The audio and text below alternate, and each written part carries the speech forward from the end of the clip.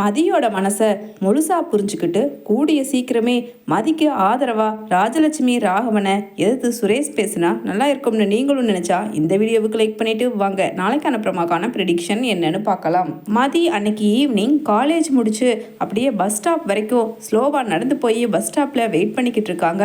அதே சமயம் அங்க ஆப்போசிட்ல அந்த பெரிய ரெஸ்டாரண்ட், காலேஜ் பஸ் ஸ்டாப்புக்கு ஆப்போசிட்ல இருக்கிற அந்த ரெஸ்டாரண்ட்டுக்கு அங்க பிரின்சிபல் கூடவே தங்கராஜோட கை குலுக்கி பேசிக்கிட்டே உள்ளே போகிறத பார்க்குறாங்க. என்ன இவங்க ரெண்டு பேரும் ஒன்றா பேசிட்டு போகிறாங்க, பிரின்சிபல் சாருக்கு எப்படி இவரை தெரியும் அப்படின்னு சந்தேகத்தோடு இருக்காங்க. சரி என்ன ஏதுன்னு நம்ம போய் பார்ப்போம், நிச்சயமாக இவர் தெரிஞ்சிருக்கிறதுக்கு வாய்ப்பே இல்லை அப்படின்னு சொல்லிட்டு தான் பேக்கில் வச்சுருந்த மாஸ்கை எடுத்து வாயில் மாட்டிக்கிட்டு அங்கே பின்னாடியே போய் தங்கராஜும் பிரின்சிபல் சாரும் பேசிக்கிட்டு இருக்க அந்த டேபிளுக்கு பக்கத்தில் உட்காந்துடுறாங்க.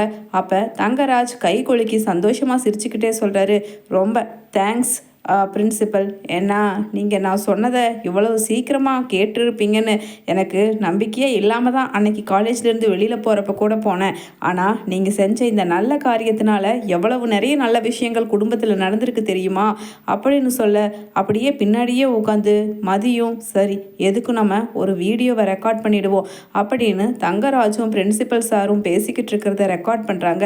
என்ன சொல்கிறீங்க, எப்படியாவது குடும்பம் நல்லா இருந்தால் போதுங்கிறதுக்காகத்தான் நான் மனசை கல்லாக்கிட்டு மதியோட ப்ரமோஷன் லெட்டரை நான் கிழிச்சு போட்டுட்டு திரும்ப அவங்களுக்கு தேவையில்லைன்னு சொல்லி நான் ஹெட் ஆஃபீஸ்க்கு திருப்பி மெயில் போட்டுட்டேன். இப்போ எப்படியோ சந்தோஷமாக இருக்காங்கல்ல குடும்பத்தில், அது போதும் அப்படின்னு சொல்ல உடனே தங்கராஜ் கை தட்டிட்டு பலமாக சிரிக்கிறாரு.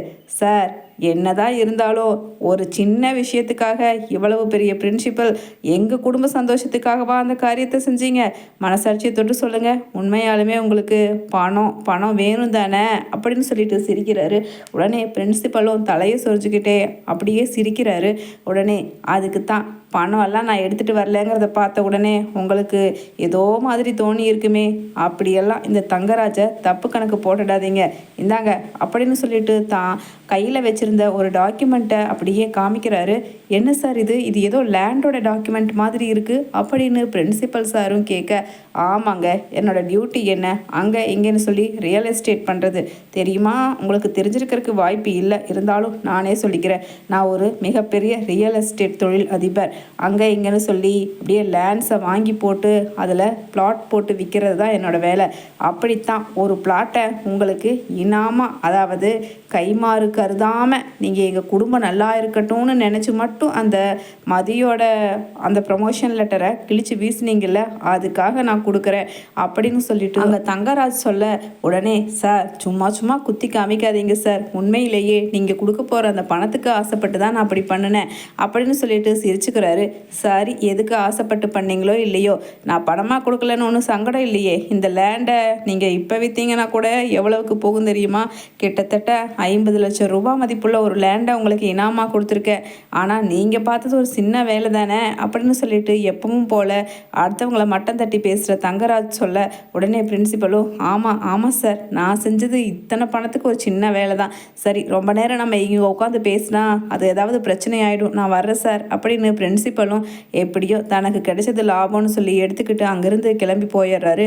அதே சமயம் மதி, என்னது அப்போ நம்ம ப்ரமோஷன் ஆகலையா, என்னமோ நம்ம பேர் தான் ஃபர்ஸ்ட்ல ஆகியிருக்கோன்னு சொல்லி நேற்றுக்கு வரைக்கும் எல்லாருமே காலேஜ் முழுக்க டிபார்ட்மெண்ட் முழுக்க பேசிக்கிட்டு இருந்தாங்க.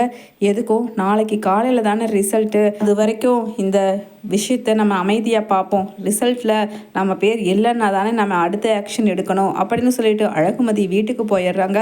ரொம்பவுமே அப்செட்டாக அப்படியே கிச்சனோட கொல்லைப்புறத்தில் வெளியில் நின்றுட்டு அங்கே இருக்கிற கிணறுக்கிட்ட நின்றுட்டு நெகத்தை கரிச்சிக்கிட்டே இருக்க, அதே சமயம் மலர் வந்துட்டு காஃபி அப்படின்னு சொல்லிட்டு பட்டும் படாமல் பேசிக்கிட்டே கிணத்தோட அந்த வால் மேலே வச்சுட்டு போயிடுறாங்க டம்ளரை. உடனே கையை பிடிச்சு இழுக்கிறாங்க மதி. அக்கா ஒரு நிமிஷம்க்கா அப்படின்னு சொல்ல, என்ன என்கிட்டலாம் நீங்கள் பேச மாட்டீங்க, நீங்கள் பெரிய ஆள் அப்படின்னு சொல்லிட்டு மலரும் கையை உதறிட்டு போயிடுறாங்க. அதே சமயம் சரி இதை அப்புறம் பார்த்துக்குவோம், முதல்ல காலேஜ் விஷயத்துக்கு ஒரு முற்றுப்புள்ளி வைப்போம் அப்படின்னு மறுநாள் கிளம்பி காலேஜுக்கு போகிற மதி அங்கே ஃபர்ஸ்ட்டில் தன்னோட பேர் இருந்ததும் அதுக்கப்புறம் அந்த பேரே சுத்தமாக எங்கேயுமே இடமே இல்லாத அளவுக்கு கிழிச்சு வீசி திரும்பவும் மெயில் அனுப்பி தனக்கான ப்ரமோஷனை இல்லாமல் பண்ணின பிரின்சிபலையும் நேற்று பேசுனதை வச்சு கன்ஃபார்ம் பண்ணிக்கிறாங்க. ஏன்னா ப்ரமோஷனில் மதி பேர் இல்லை, மற்ற ஸ்டாஃப் எல்லாரும் பேரும் இருக்க. உடனே அழகுமதி, சார் என்ன சார் என்ன, நான் எல்லாமே நல்லா பண்ணியிருந்தேன், எனக்கு தான் ப்ரமோஷனு, நீங்கள் போன மீட்டிங்கில் கூட சொன்னீங்கல்ல சார் 5 பேர் செலெக்ஷன் ஆகி இருக்கோம், அதில் ஃபர்ஸ்ட்டில் டாப்பில் என் பேர் தான் இருக்குன்னு. அப்படி இருக்கும்போது இப்போ எப்படி சார் திடுதிப்புன்னு என் பேர் இல்லாமல் போகும் அப்படின்னு அழகுமதி கேட்க, என்னம்மா என்ன இதெல்லாம் நான் எடுக்கிற முடிவா, இதெல்லாம் ஹையர் ஆஃபீஸில் எடுக்கிற முடிவு அப்படின்னு சொல்ல, உடனே அழகுமதியோ, ஓஹோ ஹையர் ஆஃபீஸில் எடுக்கிற முடிவா சார், சரி நான் என்ன பண்ணுறதுங்கிறத அதுக்கப்புறம் பார்த்துக்கிறேன் லீகலாக அப்படின்னு சொல்லிட்டு நேராக வீட்டுக்கு வர்றாங்க அழகுமதி கோபமாக. வரவே ஆட்டோவில் உட்காந்துட்டு சுரேஷுக்கு ஃபோன் பண்ணிடுறாங்க. ஒரு நிமிஷம் நீங்கள் வீட்டுக்கு வர்றீங்களா அப்படின்னு. உடனே சுரேஷும், என்ன நீ வச்ச ஆளானா, இப்போ டியூட்டியில் இருக்கும்போது திடீர்னு வீட்டுக்கு வான்னு சொன்னால் எப்படி வர முடியும் அப்படின்னு சொல்கிறாரு. எல்லாம் முக்கியமான விஷயந்தான், வீட்டுக்கு வாங்க அப்படின்னு சொல்ல அங்கே வீட்டுக்கு போய் சுரேஷும் வர்றாரு. அப்போ எல்லாரும் ஒரு நிமிஷம் நில்லுங்க அப்படின்னு சொல்ல, உடனே அதுக்கு முன்னாடி ராகவன் சொல்கிறாரு, ராஜலட்சுமி மாப்பிள்ளை இன்னைக்கு எதுக்கோ சாயங்காலம் வரேன்னு சொல்லியிருக்காரு, என்ன மலரு மாப்பிள்ளை வந்தால் நல்லா ஸ்நாக்ஸு டிஃபனுன்னு ஏதாவது பண்ணணும், அதுக்கான ஏற்பாடுகள் ஏதாவது மாவரைக்கிற வேலையெல்லாம் இருந்தால் மத்தியானமே முடிச்சு வச்சுக்க அப்படின்னு சொல்ல, நிறுத்துங்க உங்கள் மாப்பிள்ளை பார்த்த வேலையை என்னென்னு காமிக்கவா அப்படின்னு சொல்லிட்டு அழகுமதி தன்னோட வீடியோவில் ரெக்கார்ட் பண்ணதை காமிக்கிறாங்க. உடனே சுரேஷும் அதிர்ச்சி ஆகிடுறாரு. கரெக்டாக தங்கராஜு வர்றாரு, கையில் கேக்கு சாக்லேட்னு நிறைய எடுத்துகிட்டு வர்றாரு. ஏன்னா தனக்கு தெரியும் மதியோட முகத்தை பார்த்து ரசிக்கணும், இன்னைக்கு ப்ரமோஷன் கிடைக்கலன்னு சொல்லி அவள் எவ்வளவு வருத்தப்பட்டிருப்பாங்கிறத செலிப்ரேட் பண்ணியே ஆகணுங்கிற மோடில் அங்கே தங்கராஜ் வீட்டுக்குள்ளே வர்றாரு. உடனே அதுக்கு முன்னாடியே எல்லார் முன்னாடியும் இந்த வீடியோவை காமிச்ச மதி, என்ன எனக்கு ப்ரமோஷன் கிடைக்கலன்னு சொல்லி நான் எவ்வளவு வருத்தப்படுறேங்கிறத கொண்டாடி தீர்க்கணும்னு சொல்லி கேக்கும் கையுமா வந்திருக்கியா மிஸ்டர் தங்கராஜ் அப்படின்னு சொல்லிட்டு அழகுமதி கேட்க, ராஜலட்சுமியும் என்னடி மாப்பிள்ளைய பார்த்து பேர் சொல்லி கூப்பிடுற அப்படின்னு சொல்லிட்டு கேட்குறாங்க.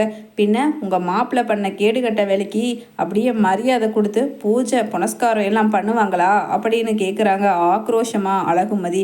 அதே ராஜலட்சுமியும் ராகவனும் விட்டு கொடுக்காம தன்னோட மருமகனுக்கு ஆதரவாக நின்று பேச ஆரம்பிக்கிறாங்க. என்ன பின்ன உன்னை வேலைக்கு அனுப்பிச்சிக்கிட்டே இருந்தா இன்னும் ப்ரமோஷன் கிடைச்சா நீ யாரையும் மதிக்கவே மாட்ட, எங்களெல்லாம் தூக்கி போட்டு மிதிச்சு அது மேலே ஏறி ரசிச்சு கூட பார்த்தாலும் பார்ப்பேன், அப்படிப்பட்ட திமிர் பிடிச்சவன், வேலை இருக்கிறதால தான் நீ இப்படி பண்ணன்னு சொல்லி மாப்பிள்ளை பண்ணது தப்பே இல்லை அப்படின்னு சொல்ல சுரேஷ் அமைதியாகவே இருக்காங்க.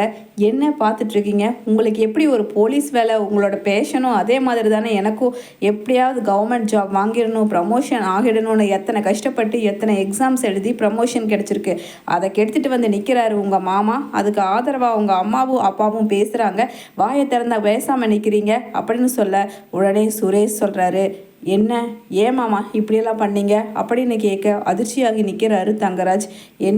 என்னடா மாப்பிள்ள, எப்போவுமே மாமா சொன்னால் எதையுமே தட்டாதவன் இப்போ என்னையே எதிர்த்து பேசுறியா அப்படின்னு சொல்ல, ஆமாம் பின்ன உழைச்சி கஷ்டப்பட்டு படித்து ஒரு வேலைக்கு போகிறதுங்கிறது எவ்வளவு அது கிடைக்காம போகும் பொழுது அதுவும் மற்றவங்களால் தடுக்கும்போது எவ்வளவு வலிக்குங்கிறத நான் அனுபவிச்சவன் தான், அதனால் இந்த வாட்டி நீங்கள் பண்ணதை என்னால் குருட்டுத்தனமாக எல்லாத்துக்கும் சப்போர்ட் பண்ணுற மாதிரி பண்ண முடியாது அப்படின்னு சொல்ல, உடனே மதி சொல்கிறாங்க, யார் சப்போர்ட் பண்ணாலும் பண்ணாட்டியும் இதை நான் நீதிமன்றத்தில் கொடுத்து தண்டனை வாங்கி தருவேன்னு